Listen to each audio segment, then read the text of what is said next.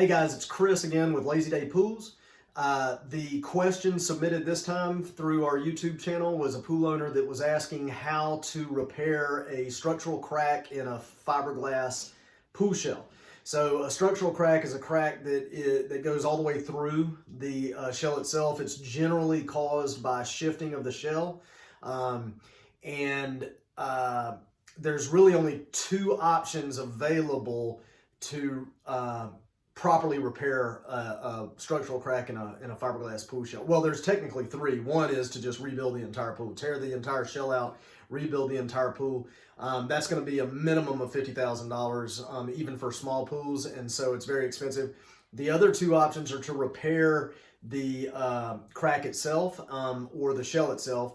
And the first option is to refinish the entire shell with fiberglass. So basically a team comes in and they refinish they repair the structural crack, and then they refinish the entire bottom of the shell to basically make it like new. This is very expensive, but it is less expensive than building an entirely new pool.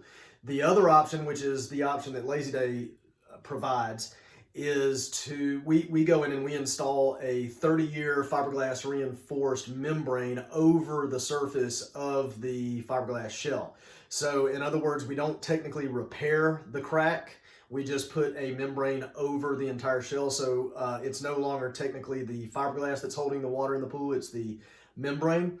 And this membrane generally lasts about 30 years.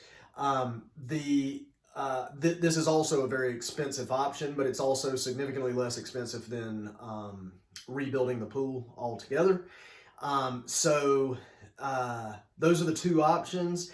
I know that a lot of you want to know the pricing for the membranes, and I'm going to do a separate video on that because there's a lot of variables involved in the pricing for membranes.